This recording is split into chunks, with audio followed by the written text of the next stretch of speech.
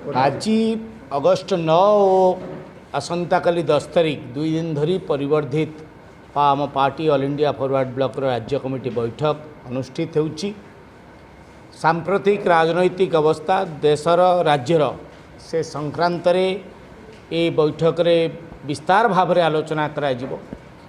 Netaji party all India Forward block राष्ट्रीय महाधिवेशन डाकरा हर घर नेताजी ये डाकरार को कार्यक्रम संक्रांत चूड़ांत रूपरेख स्थिर करा जिवो।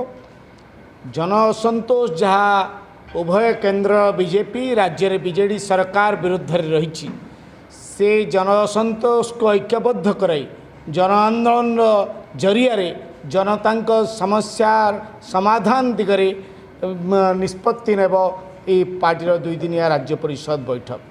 नेताजी आदर्श नेताजी रास्ता नेताजी पथ जनता शासन प्रतिष्ठा दिगरे निजर कार्यक्रम सांगठनिक रणनीति निर्धारण करिबो। 2 दिनिया राज्य परिषद बैठक party all India Forward Bloc Netaji Subhash Chandra Bose द्वारा स्थापित पार्टी की 19वां राष्ट्रीय अधिवेशन विगत फरवरी महीना में हैदराबाद में संपन्न हुआ था।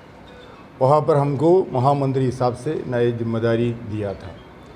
इसके बाद में पहली बार आज उड़ीसा की राज्य कमेटी की बैठक के लिए आए हैं। पार्टी कांग्रेस के बाद हमारा सेंट्रल कमेटी की बैठक हुआ था और सेंट्रल कमेटी मीटिंग के बाद हम लोगों ने पार्टी को विस्तार करने के लिए कुछ सिद्धांत लिया। उसके बाद हिंदुस्तान के अंदर गैर बीजेपी पार्टियों की एक मोर्चा तैयार हुआ। कांग्रेस के नेतृत्व में इंडिया नाम पर Indian national developmental inclusive alliance, उसमें फॉरवर्ड ब्लॉक भी शामिल है। ये सभी विषयों के बारे में हमारा राज्य कमेटी की जो मेंबरान हैं उनको अवगत कराने के लिए और आने वाले दिन में इस आंदोलन को कैसे भाग लेना है उसके बारे में उसको जानकारी देने के लिए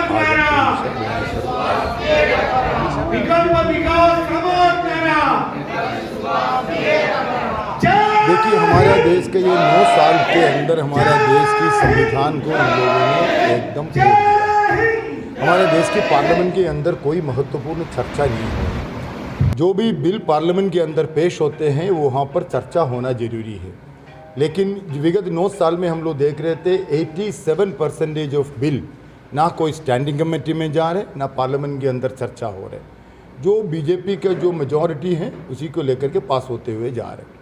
हमारा देश की जनता सिर्फ हमारा देश की रूलिंग क्लास को नहीं चुनती है, विपक्षी लोगों को भी चुनती है। इसलिए सरकार की कोई नीति न कानून जनता विरोधी अगर होगा तो उसको सुधारने के लिए ओपोजिशन का भी रोल होते हैं।